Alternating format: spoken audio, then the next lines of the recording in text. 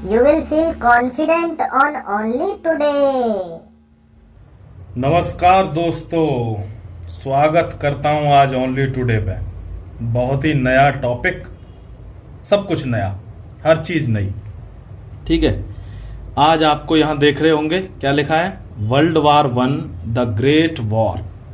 ठीक है, फैक्ट्स। आज आपको मैं कुछ चीजें बताऊंगा जो आपको बहुत ज्यादा काम आने वाली हैं, आपके फ्यूचर में भी, आज भी, हर टाइम पे। ठीक है, मैं आपको क्या बताने जा रहा हूं कि आज आप एक तो ये चीज सीखेंगे कि किसी चीज को पढ़ना है तो कैसे पढ़ना है। यानी आपने बहुत जगह सुना होगा, पढ़ा भी होगा, तो वो आपको रटना नहीं है कुछ भी। आपको आज ये पता चलेगी कि अगर आपका पढ़ने का तरीका ठीक है तो किसी भी चीज को आप लंबे समय के लिए याद रख सकते हैं। कैसे याद रख सकते हैं ये आज सीखेंगे। इस चीज को दिमाग में भर लो, एक मन में एक खुशी ले लो कि आज सीख जाऊंगा मैं कि चीजों को रटने की जरूरत नहीं होती है, चीजों को समझने की जरूरत होती है।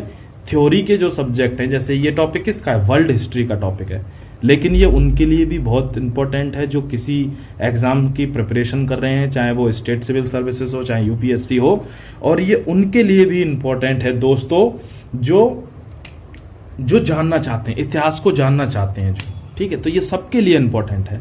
और आज इस तरीके से मैं इसको पढ़ाऊंगा कि आपको एक बार में, जैसे मूवी देखते हैं ना, तो मूवी में हम कहते हैं वो देखा था कैसे उसने लात मारी थी और वहां पे वो हो गया था, ये हो गया, तो मूवी याद रहती है ना। वैसे ही ये वर्ल्ड वार वन क्यों हुआ, किस लिए हुआ, इसका कारण क्या था, ये चीजें दिमाग में लॉन्ग टर्म के लिए एकदम रिटेन हो जाएंगी, एकदम सेट हो जाएंगी इसमें। ठीक है, तो आज हम इसको शुरू करेंगे। ये टॉपिक है वर्ल्ड वार वन। ये टॉपिक तो वर्ल्ड हिस्ट्री का है दोस्तों, लेकिन हम इसको पढ़ेंगे क्योंकि ये इंपॉर्टेंट है और आपको मजा भी बहुत आने वाला है। यू विल लव हिस्ट्री जब मैं पढ़ाऊंगा तो। ठीक है, देखो सबसे पहले एक बात बता दूं, ये वर्ल्ड वार वन हुआ क्यों, आखिर ऐसी क्या जरूरत पड़ गई जो इतने भयानक चीज को करने की जरूरत पड़ी, क्यों हुआ। वर्ल्ड वार वन को हमेशा, ये वर्ल्ड वार वन तो वर्ल्ड वार टू जब हो गया ना, उसके बाद से इसका नाम पड़ा वर्ल्ड वार वन। अदरवाइज इसको हमेशा क्या कहा जाता, पहले जब 1939 से पहले जब कोई वर्ल्ड वार नहीं हुआ था इसके बाद, तो इसको क्या कहा जाता था, the great war, the great war in the history of world. लेकिन वर्ल्ड वार वन कब हुआ, इस वार, ये इतना भयानक वार था कि लोगों को लगा था कि अब दूसरा ऐसा कोई युद्ध कभी मानव जाति के इतिहास में तो पॉसिबल नहीं है। लेकिन जब सेकंड विश्व युद्ध हो गया तो फिर सब लोग ना तो तले उंगली दबा गए और इसका नाम द ग्रेट वॉर से क्या रख गया, वर्ल्ड वार वन। समझ गए। अब इसमें मैं आपको यह भी बताऊंगा कि किसी चीज के लिए शॉर्ट नोट्स, क्रिस्प नोट, जो एक बड़े टॉपिक के, अगर इसको किताब से पढ़ोगे तो आपको 15 दिन लगेंगे। अब आप इसको 20 से 30 मिनट में ही पढ़ोगे और आप नोट्स भी बना लोगे कि किस टाइप से ये टॉपिक जिंदगी भर के लिए क्लियर हो जाएगा। कैसे, देखो इसमें नोट्स कैसे बनाने होते हैं। नोट्स हमेशा लाइनें नहीं लिखनी होती, एक एसेंस लिखना पड़ता है। जैसे कि फैक्ट्स में अगर मैं लिखूं तो सबसे पहला फैक्ट लिखूंगा मैं, ये कब शुरू हुआ था युद्ध, 28 जुलाई 1914, 1940 से ये कब तक चला था, 11 नवंबर 2018। ठीक है, ऑलमोस्ट ये युद्ध जो चला था दोस्तों, ये चला था लगभग 4 ईयर और 3 मंथ एंड 2 वीक्स। इतना लंबा ये युद्ध था। अब आप इसके नरसंहार की जो है कल्पना कर सकते हैं कि इसमें कितने लोग मरे होंगे। चलो बता ही देता हूं कल्पना क्या करनी। इसमें लगभग 1.7 करोड़, 1,70,00,000 लोग डेथ हुई थी इसमें। इतने लोगों को मौत के घाट उतार दिया गया था, इतने लोगों की जिंदगी चली गई थी। समझ गए कितना खतरनाक था। एक और फैक्ट देखो, इसी तरीके से नोट्स बनाए जाते हैं जिससे सारी स्टोरी समझ में आ जाए। मैं गारंटी दे रहा हूं, जब मैं इसको समझाऊंगा आपको एक फिल्म बन जाएगी दिमाग में और ये स्टोरी सेट हो जाएगी आपके दिमाग में। देखो कैसे इतने लोग लगभग इसमें मारे गए थे। और आपको मैं बता दूं एक सबसे अच्छी बात कि लगभग 10 लाख, सिर्फ 10 लाख तो इसमें सोल्जर मर गए थे। सोल्जर 10 लाख तो सोल्जर मारे गए थे। उन 10 लाख में से कुछ वीर भूमि भारत के भी थे, लगभग कितने, 1.25 लाख, यानी 75,000 लोग हमारे अपनी जिंदगी खो चुके थे इस युद्ध में। इतना भयावह था ये युद्ध। यहां तक किसी को कोई दिक्कत है क्या? जैसे बना रहा हूं ना, जैसे लिख रहा हूं, बस इसको लिख लेना और जब मैं स्टोरी सुनाता चला जाऊंगा, आप एक बार इन नोट्स को देखोगे, किसी को भी, छोटे बच्चे को भी, 5th क्लास के को भी बता दोगे कि वर्ल्ड वार के होने के क्या कारण थे, क्यों हुआ था, कहां हुआ था, किस किस के बीच में हुआ था। समझ गए? चलो इसको उतार लो आप। ऐसे ही जैसे मैं बता रहा हूं नोट्स बनाते चलना, बस फिर हम देखते चलेंगे। ठीक है। सबसे पहली बात, जब ये शुरू हो रहा था ना, इसके ऐसे तो है नहीं कि अचानक उठे और सारे देश लड़ाई करने लग गए आपस में, नहीं। जब ये शुरू हो रहा था बहुत सारे कारण थे। विश्व में क्या हो रहा था, बहुत मतलब जल्दी तरीके से चेंज हो रहा था वर्ल्ड क्या था, अपना ऑर्डर चेंज करना चाह रहा था। लोग पावरफुल होना चाह रहे थे, लोग तरक्की करना चाह रहे थे, एक दूसरे से आगे निकलना चाह रहे थे। बहुत होड़ सी लग गई थी, एक तरह से एक भूख हो गई थी लोगों में आगे बढ़ने की। तो उस वक्त में जब ये सिनारियो बन रहा था, धीरे धीरे क्रिएट हो रहा था, सबसे ज्यादा जो पावरफुल कंट्रीज थे वो कौन कौन से थे? जो सबसे ज्यादा पावरफुल कंट्री थे वो थे ब्रिटेन एंड जर्मनी।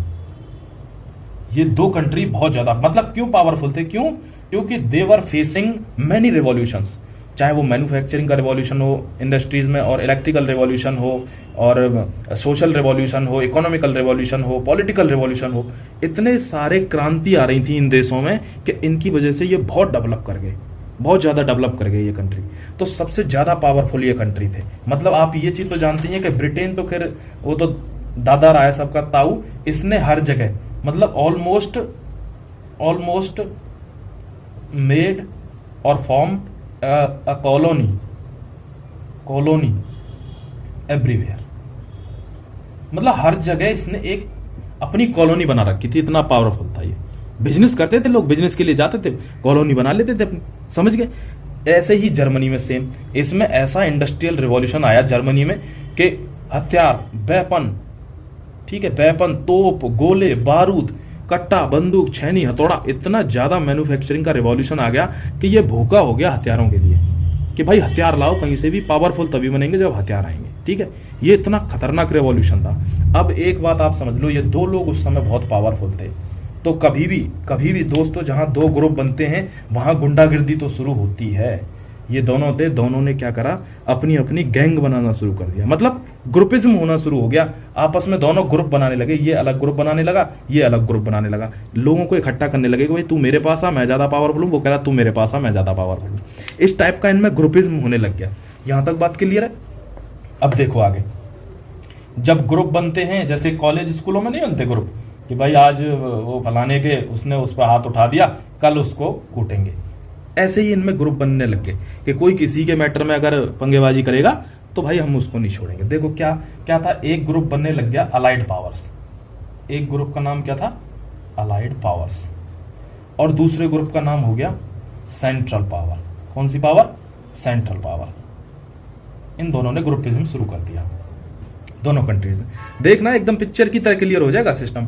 अब जब दो ग्रुप बन गए, दोनों, एक अलाइड पावर एक सेंट्रल पावर, तो इस ग्रुप में कौन कौन से लोगों ने हिस्सा लिया? इस ग्रुप में लिया रशिया, फ्रांस, ब्रिटेन, जापान और यूएसए। देखो वर्ल्ड वार है तो इसका मतलब ये तो है नहीं कि एक कंट्री होगा। वर्ल्ड वार का मतलब है कि जब सारे लोग मिलके जो जितने भी धुरंधर थे विश्व के अंदर, वो जब ग्रुपों में आ गए और आपस में लड़ बैठे, तभी तो वर्ल्ड वार होगा।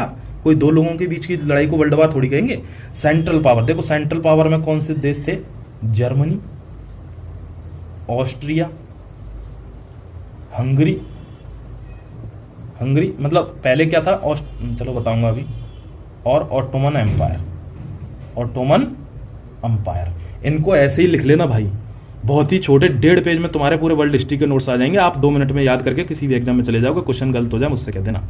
ऑटोमन एम्पायर जो है आज प्रेजेंट का, उसको टर्की भी कहते हैं। ये टर्की जो था ना पहले, पूरा एरिया ऑटोमन एम्पायर का था ये। इनमें हो गई भाई ग्रुपिज्म, इन लोगों ने फॉर्म कर लिया अपने ग्रुप। इन्होंने कहा कि भाई ऐसा है, अगर हम पे कोई आपस में हमला करेगा या हमसे कोई बदतमीजी करेगा तो हम उसको मिलके पेलेंगे। ऐसा नहीं है कि मैं अकेला ही खड़ा रह जाऊं, तुम सब भाग जाओ। ये ग्रुपिज्म बन गया इनमें। अब क्या हुआ कि ये तो थे एक्सपोज ग्रुप, यानी ये तो सबको पता चल गई कि भाई इस ग्रुप में ये है, इस ग्रुप में ये है। कुछ ग्रुप क्या थे, वो छिपक के बन रहे थे, यानी छुप के, कि किसी को पता ना चले, लेकिन इसको भी मिला लो, उसको भी मिला लो। जैसे कि किसी को ये पता चले कि भाई सौरभ के साथ तो केवल अनिल आएगा लड़ने, अगर लड़ाई हो गई तो सौरभ के साथ तो आने लाएगा, और किससे उसकी जानकारी है। तो ऐसे करके ये जो दो ग्रुप थे, अलाइड पावर्स और सेंट्रल पावर्स, वो तो थे सबके सामने कि वो आएगा, लेकिन कुछ ग्रुप इन्होंने चुपचाप भी बना रखे थे। चुपचाप कैसे? चुपचाप आपस में एग्रीमेंट साइन कर रहे थे। जैसे एक ग्रुप बना था, ग्रुप 1, उसका नाम था ट्रिपल अलायंस। क्या नाम था?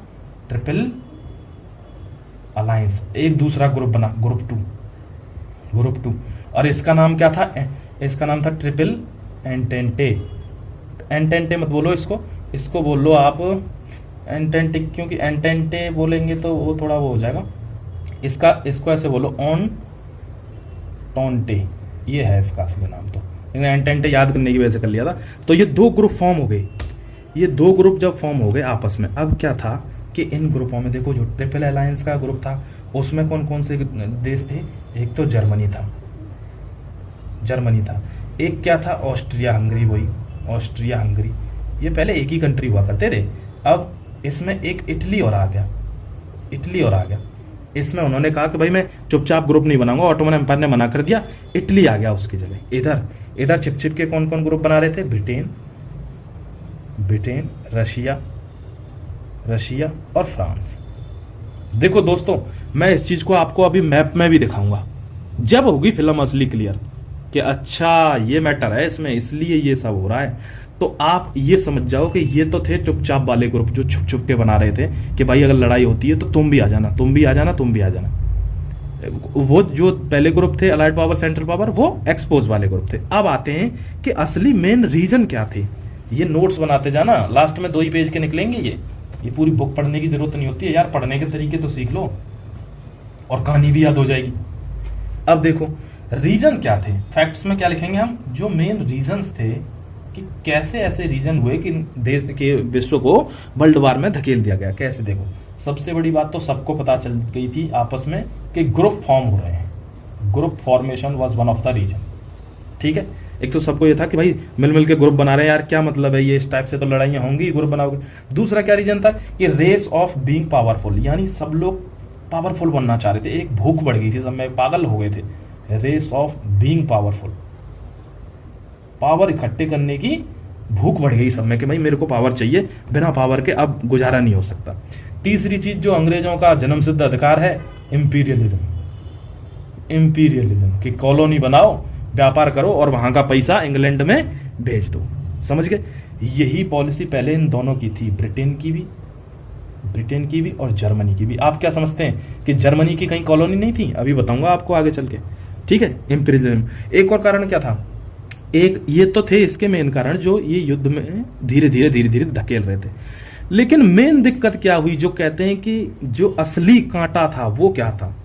असली कांटा ये था दोस्तों, ये आदमी। असली कांटा था ये आदमी। यानी जो दंगा शुरू हुआ, जहां से सनक शुरू हुई युद्ध की, वो कहां से शुरू हुई कि एक इंसान था और उसका नाम था, मैं तो इसको फर्दिनंद जी कहता था जब मैंने याद किया था, लेकिन इसका पूरा नाम यह है, आप पूरा ही नाम देख लो इसका, आर्क ड्यूक फ्रेंच फर्दिनंद। मैं तो इसको फर्दिनंद जी कहता था, ये बात कर रहा था। तो फर्दिनंद ये क्या था? ये एक बहुत ही इन्फ्लुएंशियल आदमी था। ये क्या बनना चाह रहा था? ये प्रिंस बनना चाह रहा था। मतलब बनना क्या चाह रहा था? ये बनने जा रहा था, प्रिंस बनने जा रहा था। कहां का? ऑस्ट्रिया हंगरी का। यहां का ये क्या बनने जा रहा था? प्रिंस। भाई अब प्रिंस होते हैं तो वो थोड़े शाही अंदाज के होते हैं। उन्होंने क्या करा कि ऐसा करते हैं, अब प्रिंस तो बनने जा ही रहे हैं तो थोड़ा घूम फिर आते हैं, देखें क्या चल रहा है सिस्टम। तो ये क्या हुआ, अपने बीवी बच्चों के साथ निकल गया घूमने। ये कहाँ घूमने चला गया? ये यहीं पे एक छोटी सी जगह है, ऑस्ट्रिया हंगरी में ही एक जगह है, बोस्निया। पहले ये बड़े बड़े कंट्री थे, अब ये अलग अलग देश बन गए हैं। तो बोस्निया थी, ये वहां टहल रहा था। ये टहलने के लिए देखने चला गया कि भाई क्या चल रहा है, देखें तो सही, यहाँ के हम राजा बनने वाले हैं, प्रिंस बनने वाले हैं, तो थोड़ा देखें तो सही क्या चल रहा है इसमें। तो ऐसे ही टहल रहा था। तो वहां क्या था, उसके ऑस्ट्रिया हंगरी के जस्ट नीचे एक छोटा सा देश है, उसका नाम है सर्बिया। एक देश क्या अब बन गया है, पहले तो जगह थी सर्बिया। इसमें एक ग्रुप था, सर्बिया का एक ग्रुप था। कुछ होते नहीं है किसी गांव में, भाई इस गांव में कौन सा ग्रुप चलता है, और इस गांव में तो भाई सुभाष का ग्रुप चलता है, इस टाइप के हैं ना लोग। तो वो ये ग्रुप था। इस ग्रुप के एक आदमी ने दारू पी के, शराब पी के इनको दोनों को क्या किया, इसको, फर्दिनांद साहब को और प्लस इनकी वाइफ को, दोनों को शूट कर दिया, यानी दोनों को मार दिया, किल कर दिया। बस यही गलती कर दी उस आदमी ने। ये रीजन तो थे ही, लेकिन मेन रीजन जो जिसको मोस्ट पॉपुलर रीजन बताते हैं वो है फर्दिनांद साहब और उनकी पत्नी की हत्या। यहां तक कोई दिक्कत है क्या? देखो अब कहानी आगे बढ़ती है। अब कहानी कैसे आगे बढ़ेगी कि फर्दिनांद साहब की हो गई हत्या, तो अब भाई एक कोई छोटा मोटा आदमी तो था नहीं। आप देख रहे हो हमारे देश में एक एक्टर था सुशांत सिंह राजपूत, उसकी अब आत्महत्या बता रहे हैं, कुछ लोग हत्या बता रहे हैं, सीबीआई भी पता नहीं लगा पाई है। तो जब इतना बड़ा दंगा हो सकता है तो ये तो इस देश का राजा बनने वाला था, प्रिंस बनने वाला था ये तो फर्दिनांद साहब। तो इनकी तो पत्नी समेत हत्या कर दी, समूल बच्चे पत्नी सब समेत हत्या कर दी। तो जब ये हो गया तो अब क्या हुआ, अब सर्बिया का माथा ठनक गया, यानी वो लोग सनक गए, पागल हो गए कि भाई ये तो बहुत मजाक हो गया यार, इस तरीके से आदमी को मार दिया। बस फिर क्या था, यहीं से कहानी शुरू हो गई। इसी जगह ने कहानी से मोड़ रूप ले लिया कि भाई अब क्या करना है, इसका क्या करना है, जो सर्बिया के ग्रुप के आदमी ने इनको मारा है। बस फिर क्या था, उसने उसको धमकी दे दी, उन्हें सर्बिया के लोगों को धमकी दे दी। इन लोगों ने, ऑस्ट्रिया हंगरी वाले लोगों ने सर्बिया के लोगों को धमकी दे दी, मतलब उनको अड़का दिया कि भाई सुनो, अब एक काम करो, या तो तुम अब चुपचाप नाम बता दो। चुपचाप नाम नहीं बता रहे तो फिर आप तैयार हो जाओ, अब तुम कुटोगे। अब तुम क्या हो गए, अब तुम कुटोगे। अब क्या हुआ कि जब सर्बिया में क्या है, देखो ये जो कंट्री है, ये जो जगह है ना सर्बिया, यहाँ पे एक टाइप के लोग रहते थे जिन्होंने गोली चलाई थी ना स्लेविश पीपल, उनको कहते हैं स्लेविश पीपल। ये एक प्रजाति है मान लो एक तरह से। तो ये जो लोग रहते थे ना वहां पे, इसी सेम जो है उसके, ये एक तरह से वो है जिनको बोलते हैं प्रजाति, ये मतलब ये इसी प्रजाति के सेम लोग रशिया में भी रहते थे। इसी प्रजाति के सेम लोग कहां पे रहते थे, ट्राइब, सॉरी मैं बोलना उस समय याद नहीं आ रहा, इस ट्राइब के लोग रशिया में भी रहते थे, इसी प्रजाति के, ठीक है। तो अब जब स्लेविश पीपल जो कुछ सर्बिया में रह रहे हैं, उन्होंने गोली चला के ऑस्ट्रिया हंगरी के प्रिंस और उसकी वाइफ की हत्या कर दी। इसने इनको हड़काया कि भाई अब तो तुम या चुपचाप बता दो उसको, या फिर सरेंडर करो, नहीं तो अब तुम मतलब जो है कि फिर अब हम पे नहीं झेला जाएगा। इसने क्या करा, यही लोग जो थे, इन लोगों ने जाके रशिया से कहा कि अंकल जी हमको मारने की धमकी दे रहे हैं, हमको पीटने आ रहे हैं। अब भाई ऐसे आ रहे हैं तो उस समय रशिया का एक अपना वजूद था, रशिया का तो वजूद था उस समय पे, यूएसएसआर कहते थे इसको। उसमें क्या हुआ कि अब इन्होंने कह दिया कि भाई अच्छा ठीक है, आ रहे हैं तो आने दो, देख लेंगे, क्या दिक्कत है, देख लेंगे, यहाँ भी तो आपके लोग हमारे यहाँ भी तो रहते हैं, देख लेंगे। अब दिक्कत क्या हो गई यहाँ पे कि जो गैंग था, क्योंकि रशिया ने क्यों कहा कि देख लेंगे, क्योंकि रशिया तो पहले से ही गैंग का मेंबर था, अभी बताया था ना, अलाइड पावर्स में रशिया, फ्रांस, ब्रिटेन ये लोग थे। और ये जो सर्बिया था, ये जो ऑस्ट्रिया हंगरी था, ऑस्ट्रिया हंगरी के, अब जब सर्बिया ने अपने रशिया से हेल्प मांगी कि अंकल जी हमको ऑस्ट्रिया हंगरी के लोग पीटने आ रहे हैं, प्लीज हेल्प करो, तो सर्बिया की दोस्ती किससे थी अलाइड पावर में, फ्रांस से थी भाई। सर्बिया की दोस्ती किससे थी, फ्रांस से। तो अब इन्होंने कहा यार वो तो रशिया और फ्रांस के पास पहुंच गया, ये तो छोटा सा देश, तो अब ऑस्ट्रिया हंगरी ने क्या कहा, अब हम इनको तो पेल नहीं सकते, ये तो बहुत बड़े हैं। तो इसने क्या करा, अपने दोस्त से सहायता मांगी। कौन सा ग्रुप, सेंट्रल पावर और ट्रिपल अलायंस, जो अभी बताया था ना ट्रिपल अलायंस, उसी के ये दोनों मेंबर हैं, ऑस्ट्रिया हंगरी और जर्मनी। तो इन्होंने क्या करा, जर्मनी को बोल दिया कि ताऊ जी उधर से बड़े बड़े लोग आ रहे हैं, तो हमारी तरफ से भी बड़े लोगों को आना पड़ेगा ना, हमारी तरफ से भी तो एक दो बड़े लोगों को आना पड़ेगा। जाहिर सी बात है यार, हम में आपस में लड़ाई होती है, हम पूछ लेते हैं भाई उसके साथ कौन कौन आ रहा है, कि वो फलाना आ रहा है, अच्छा तो हमको भी विकास भैया को लेके जाना पड़ेगा, ऐसे कहते हैं ना। तो वही हो गया, जब इनके साथ ये बड़े बड़े लीडर आ गए तो इन्होंने क्या करा, अब तुम जर्मनी को बुला लो। अब समझ रहे हो आप कि बात चल रही थी केवल इन दो लोगों के बीच में, वो आदमी मरा था, लेकिन ये इंटरकनेक्टेड होने की वजह से ग्रुपिज्म में ये बात कितने कंट्रीज में फैल गई, फ्रांस भी आ गया, रशिया भी आ गई, ऑस्ट्रिया हंगरी तो थे ही, अब जर्मनी भी इंक्लूड हो गया। कुछ बात समझ में आ रही है? आप एक चीज नोटिस कर रहे होंगे, धीरे धीरे कंट्री इसमें बढ़ती जा रही है, धीरे धीरे इन्वॉल्वमेंट बढ़ता जा रहा है। तो चलो अब इसको एक मैप बना के आपको बताता हूं, ठीक है। देखो अब मैंने बताया था आपको, ऑस्ट्रिया हंगरी ने इसको धमकाया, सर्बिया को, कहा भाई या तो सरेंडर करो नहीं तो आप तुमको बता देंगे। इसने हेल्प मांग ली रशिया से कि सर हमको पीटने आ रहे हैं, प्लीज कुछ करो। इसकी पहले से ही फ्रेंडशिप थी फ्रांस से, तो फ्रांस भी इन्वॉल्वमेंट हो गया। इसने सोचा कि उनके पास बड़े बड़े प्लेयर हैं तो मैं भी तो एक छक्के मारने वाला प्लेयर लेके जाऊं, आईपीएल में जा रहा हूं। तो इन्होंने जर्मनी को, ये पहले से ही अलाइड पावर्स में और ट्रिपल अलायंस ग्रुप में शामिल थे। ये लोग कौन से ग्रुप के मेंबर हैं? यस, ये उसी ऑन्टोंटे, ट्रिपल ऑन्टोंटे ग्रुप के मेंबर हैं ये लोग। अब समझ गए बात। अब क्या हुआ कि इन दोनों ने मिलके क्या किया, इन्होंने कहा यार अब ये बात बढ़ रही है, उनका राजा मर गया है और ये इसको मारने वाले हैं। अब ये तो क्या था, ये तो बच्चा था। इसने इनको छेड़ा कि चाचा जी मुझे ये मार रहे हैं, तो ये तो निकल लिया, ये तो शिकायत करके निकल लिया, भाग गया अपना। अब मेन प्लेयर कौन रह गए? ये लोग। अब क्या होता है कि इन दोनों ने मिलके, फ्रांस ने और रशिया ने मिलके प्लान बनाया कि भाई ऐसा करते हैं, जर्मनी को पेलते हैं। बहुत हो गया इसका बहुत ड्रामा हो गया, अब नहीं चलेगा। तो ये क्या हुआ? अब आप एक चीज सोच रहे हैं, ये सब कुछ क्यों हुआ? सिर्फ इन लोगों के एक प्रिंस की मौत होने की वजह से, एक आदमी की मौत से कितना बड़ा खतरनाक प्लान बनने लगा कि ये दोनों सोच रहे हैं अब इसको युद्ध करते हैं, अटैक करते हैं इसको। तो इन लोगों में अब आपस में पंगे शुरू हो गए। ये कोई 2-4 दिन की बात नहीं है, ये साल 10 सालों चलते रहे। अब क्या हुआ कि जो जर्मनी था उसने भी क्या कहा कि भाई ऐसा है, अब क्योंकि ये छोटा नहीं था उस समय, ये बहुत पावरफुल था। इसने क्या कहा कि चलो ठीक है, उनके पास 5 है 6 है, मुझे फर्क नहीं पड़ता, अब ऐसा है, अब बात इज्जत पे आ गई है, हमारी भी कोई इज्जत है, अब युद्ध होगा। अब क्या होगा? युद्ध।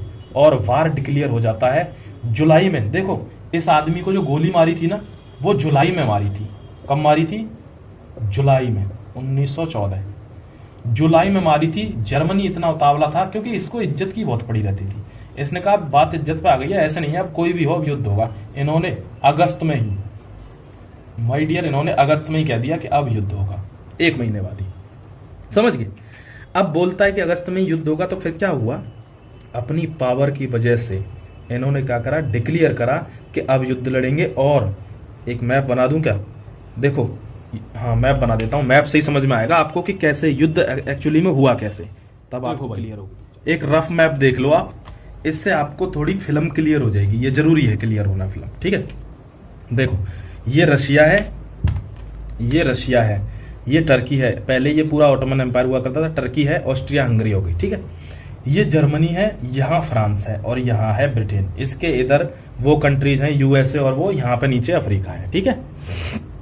इतनी बात क्लियर है। अब देखो तुम कि हम कहाँ पे चल रहे थे कि इन्होंने कह दिया जर्मनी की अब बात इज्जत पे आ गई है, अब होगा युद्ध, अब हो गया बहुत मजाक, अब नहीं सहन होगी भाई। अब क्या होता है दोस्तों कि जर्मनी ने क्या सोचा कि ये जो रशिया है ना, ये तो बहुत बड़ा है, पावरफुल है, चलो ऐसा करते हैं इसको बाद में निपटेंगे, इससे बाद में निपटेंगे। पहले क्या करते हैं, पहले फ्रांस को निपटा देते हैं, ये छोटा है इसको निपटा देते हैं। और इतना सोच के, बस युद्ध तो डिक्लेयर हो ही गया था, इन लोगों ने क्या करा, अपनी सेना लेके बस निकल लिए फ्रांस के लिए। यहाँ से कहाँ निकल लिए? फ्रांस के लिए, इसको निपटाने। लेकिन बीच में आप देख रहे हैं फ्रांस से जर्मनी बीच में ऐसे जाने के लिए बेल्जियम बीच में आ गया। बेल्जियम जानते हो कहाँ है? बेल्जियम वही है जहाँ की हम चॉकलेट खाते हैं, खाया करो, बहुत मस्त होती है चॉकलेट, खाते हैं ना हम लोग। तो बेल्जियम तो इन्होंने, बेल्जियम वालों ने कहा चॉकलेट खा लो, उन्होंने कहा चॉकलेट नहीं खानी, बस हमें यहाँ से निकलने दो, हमको यहाँ जाके लड़ाई करनी है। तो भाई अब कोई आके आपके घर में कहे कि भाई मुझे अपने घर में से निकलने दे, अगले वाले घर वाले में गोली मारूंगा, आप क्यों निकलने दोगे भाई? कोई निकलने देता है क्या ऐसे फ्री में? Yes, Belgium. अब देखो बेल्जियम का एक ऑटोमेटिक एग्रीमेंट था। बेल्जियम का क्या था? एग्रीमेंट था, किसके साथ? ब्रिटेन के साथ। ब्रिटेन के साथ एक एग्रीमेंट था बेल्जियम का। तो बेल्जियम ने क्या कहा ब्रिटेन से, ब्रिटेन तो सबके ताऊ हैं, शुरू से इंपीरियलिज्म में रहा है, तो इनसे कहा ताऊ जी मेरे घर में घुस के मुझे ही धमका रहा है, जर्मनी मेरे घर में घुस के हमें ही धमका रहा है। तो भाई मैंने अभी बताया था उस समय पे कौन सी 2 सबसे बड़ी पावर थी, ये। लेकिन बात कुछ ऐसी पड़ गई कि ब्रिटेन से जैसे ही बेल्जियम ने शिकायत लगाई, ब्रिटेन ने जर्मनी को आड़े हाथों ले लिया और जर्मनी को हरा दिया। डिफीट कौन? जर्मनी को आड़े हाथ लिया और जर्मनी को हरा दिया। भाई बहुत बेइज्जती हो गई कसम से, क्योंकि बहुत पावरफुल कंट्री था, बहुत हथियार थे, सब कुछ था, आर्मी सबसे वेल प्लान्ड आर्मी उस टाइम की, हरा दिया। ये लोग थे ही ऐसे डिवाइड एंड रूल वाले थे जर्मनी को हरा दिया। जैसे ही जर्मनी को हराया, देखो भाई एक चीज सब जानते हैं कि भूखा शेर ज्यादा खतरनाक होता है। क्या? भूखा शेर ज्यादा खतरनाक होता है। अब जर्मनी क्या था? एक तरह का भूखा शेर था। अब घायल शेर जब खतरनाक हो जाता है तो उसने क्या करा कि यहां तो पहुंच नहीं पाए, यहां से तो पहुंचने नहीं दिया, लेकिन इन्होंने क्या करा, यहां पहुंच गए। इन्होंने कहा अब इसको निपटाते हैं, वो तो हो नहीं पाया, इसको निपटाते हैं। इस पे आक्रमण कर दिया, रशिया पे। और यकीन मानो दोस्तों, इस पे जब जर्मनी की सेना ने, कहते हैं घायल शेर ज्यादा खतरनाक होता है, जब इस पे जर्मनी की सेना ने धावा बोला तो रोटियों के लाले पड़ गए। किसके लाले पड़ गए? रोटियों के। यानी इतनी बुरी तरीके से तबाह कर दिया। ऑलमोस्ट 3 लाख सोल्जर खड़े होकर गोली मार दी, has been killed directly. 3 lakh सैनिकों को तो डायरेक्टली खड़े होकर गोली मार दी, यानी पूरी तरीके से बर्बाद कर दिया, नेगेटिव। यहां तक बात क्लियर है? जब इनको मौत के घाट उतार दिया तो एक चीज समझ लो आप, जो ये है ना, ये इस पूरे को ऑटोमन एम्पायर कहते थे। ये टर्की जो था ना, जैसे ही इसने सुना कि जर्मनी ने जाके रसिया को उखाड़ दिया, भाई इनके यहाँ पार्टी शुरू होगी, टर्की के यहाँ पार्टी शुरू होगी कि मजा आ गया। क्यों? दुश्मन को अगर कोई मारे तो हम तो खुश होते ना, तो इसलिए ये खुश होने लग गए दुश्मन। अब इन्होंने पार्टी हुई, लेकिन थोड़ी देर बाद क्या हुआ, टर्की उसमें आ गया, मजाक में आ गया, कहने लगा यार ये बहुत तेज रो रहा है, ये क्या कर रहा है, रसिया को जो पीटा है जर्मनी ने, ये बहुत तेज रो रहा है, मेरे को डिस्टर्ब कर रहा है, अब इसको मैं और मारूंगा। जैसे कोई बच्चा ज्यादा रोता, कहते हैं चुप हो जा, चुप हो जा, चुप नहीं होता तो उसको फिर से मारते हैं ना, बस वही। इसने कहा अब इन्होंने मारा है, अब मैं भी मारूंगा। भाई कमजोर पे तो सबका जोर चलता है, बस यही हो गया। जाके सुबह ही 5 बजे, दिन भी नहीं निकलने दिया, वो पहले से ही परेशान थे, मरे हुए थे, और मार दिया जाके। क्या करा? और मार दिया। अब आपने एक चीज नोटिस करी, सही बताना, एक चीज नोटिस करी, कैसे हंगरी, ऑस्ट्रिया, सर्बिया, किन के बीच में विवाद था? इन 2 देशों के बीच में। अब इसमें कौन कौन शामिल हो गया? इसमें टर्की शामिल हो गया, इसमें फ्रांस शामिल हो गया, इसमें रसिया शामिल हो गया, इसमें जर्मनी शामिल हो गया, इसमें ब्रिटेन शामिल हो गया। समझ गए? सिर्फ 2 खिलाड़ी पिक्चर में अभी नहीं आए हैं। कौन? एक जापान, जो पावरफुल बताओ, जो पावरफुल होते हैं ना, वो 2 खिलाड़ी पिक्चर में नहीं आए, बाकी ऑलमोस्ट सारे आ लिए। एक जापान और एक यूएसए। एक इटली हुआ करता था, जो मैंने आपको बताया था, एक ट्रिपल अलायंस ग्रुप में था जर्मनी के साथ इटली। वो बहुत धोखेबाज कंट्री है, बहुत ज्यादा धोखेबाज। उसने जब जर्मनी को, ब्रिटेन ने यहाँ बेल्जियम से पास होने पे बेल्जियम ने इससे शिकायत लगाई कि मेरे यहाँ से निकल के जा रहे हैं, तो ब्रिटेन ने जर्मनी को हराया था ना, तब जर्मनी ने इटली से कहा कि भाई तुम तो हमारे साथ ट्रिपल अलायंस ग्रुप में हो, हमारी सहायता करो। तो जर्मनी से इटली ने क्या कहा? इटली तो बहुत ज्यादा गद्दार है ना। इटली ने क्या कहा? अरे मैंने लड़ाई करने के लिए थोड़ी अलायंस किया था, मैं तो कह रहा था तुम लोगों भूखे मरोगे तो हेल्प करूंगा। ऐसे करके इसने पल्ला झाड़ लिया, वो आया ही नहीं, लड़ाई में मैदान में ही नहीं आया इटली। अब कौन रह गया? एक तो रह गया यूएसए और एक रह गया जापान। अरे यही तो विश्व की सारी कंट्रियां पावरफुल थीं, इसीलिए तो इसको विश्व युद्ध कहा गया। अब मैं आपको बताता हूं कि कैसे ये 2 लोग पिक्चर में आए। देखो इस मैप को मैं थोड़ा साफ कर लूं, क्योंकि इससे अभी और जरूरत पड़ने वाली है। ठीक है Guys, please share this video ना, share।